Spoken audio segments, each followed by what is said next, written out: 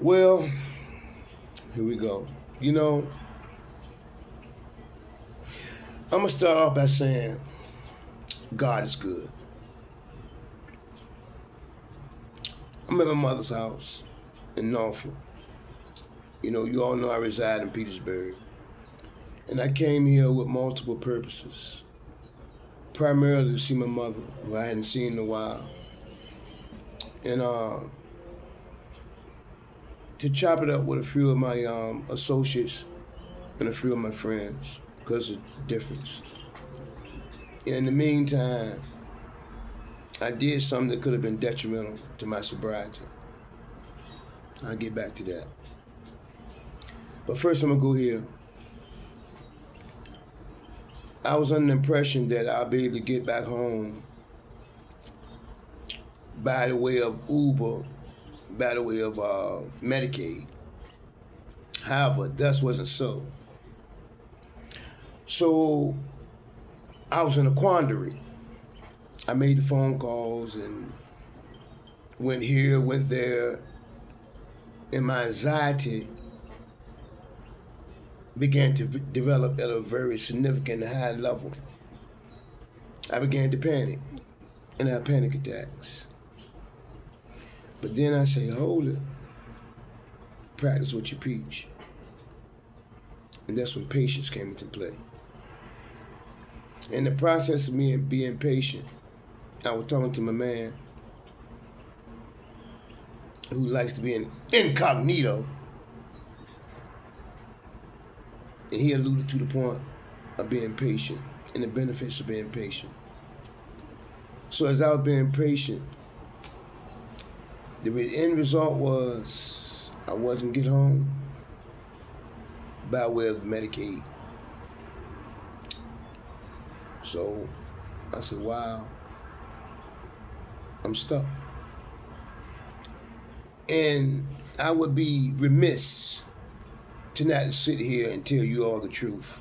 Because the one thing I'm going to be is authentic. I'm going to be honest. Because honesty frees me. And I refuse to be handcuffed by lies and worrying about what others think. Yes, the thought of using drugs crossed my mind when things became hectic, when things wasn't going the way I wanted to go.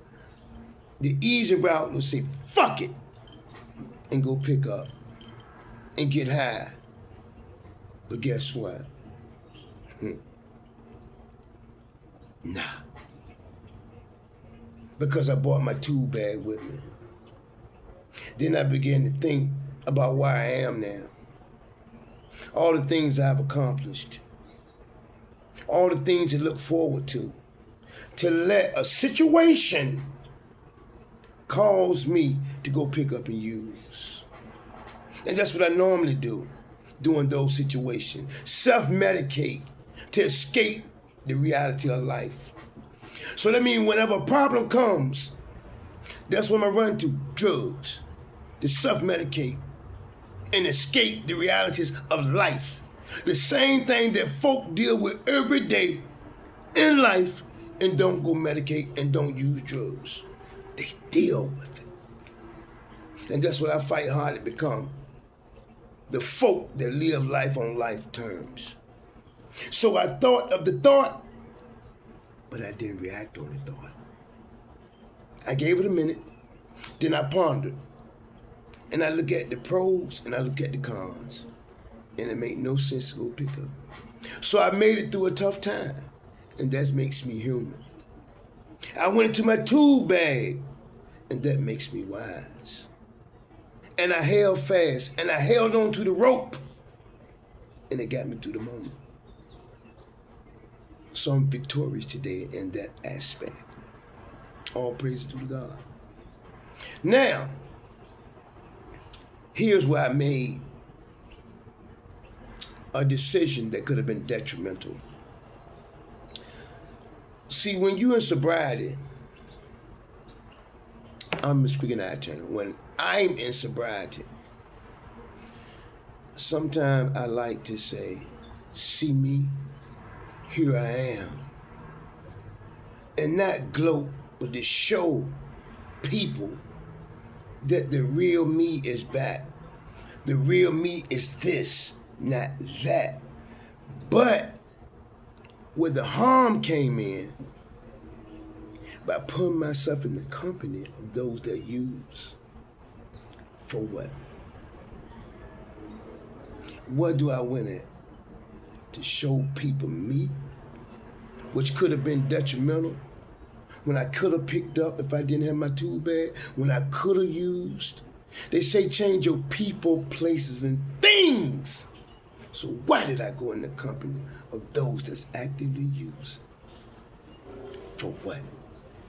The ends ain't meet the means. My own praise to the God I made it through, and that's something I'm gonna take a look at. Because I take pride on saying, if you actively using, I can't be in your company.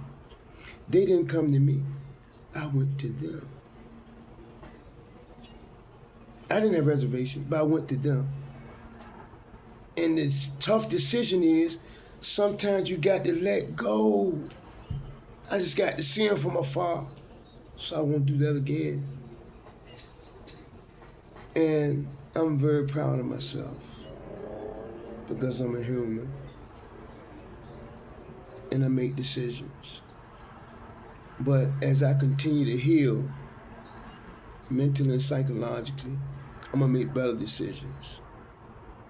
But when they say change people, place, and things, it's not a cliche. That's an actual fact. And it's been proven that those who change people, places, and things are more successful in their recovery. So that's one of the things I got to take a look at. And so God has blessed me to be able to get a ride back to Petersburg, God willing, within the next hour, hopefully. And I look forward to getting back. And I didn't think that I would miss Petersburg as much as I do, because that's my home now, and I can't wait to get back. I can't wait to get in the group tomorrow. I can't wait to be around those who's fighting the same fight as I, and that's to be clean and sober and win at this thing called life. I enjoyed my stay here. I enjoyed my mother, but it's time to go, because my blessings await me in Petersburg. For some reason, that's where God has chosen me to be successful at. And I'm not going to fight God on this. I'm going to take his lead, and I'm going to try my best to follow. But I say to you all that have been supporting me up close and from afar, peace. And I really enjoy it. It makes me feel good. It let me know that what I'm doing is well worth it. And I'm going to make you all proud. But understand this, power come in numbers. I got some things planned, and we all gonna benefit. Because I'm not selfish, I ain't worried about money. But I'm talking on a colossal scale. So y'all get behind me and listen to me, and have a modicum of faith in me, a little bit of faith in me, and we gonna win. But I need y'all to listen to me, and I need y'all to be with me. And I mean win on a big scale. Where we will have buildings, programs, to leave something for the youth. To have something for them to strive for, something to aspire to. Because this is a cruel world. And I did a lot of disservice to my children in the treatment of others, but not being who I'm supposed to be. Because once I maximize my potential, all those whom I just mentioned benefits. And the team that I'm building, those and their progeny and their people are going to benefit. So collectively on the whole, once we fight this fight together, we're going to all win. Because that's what it's all about. Because it's a cruel world. And in this world, nothing for nothing leaves nothing. So you in the company of nothing, that's what you're going to have. And I refuse to let that be my legacy. So with that, I'll see y'all when I get in the bird.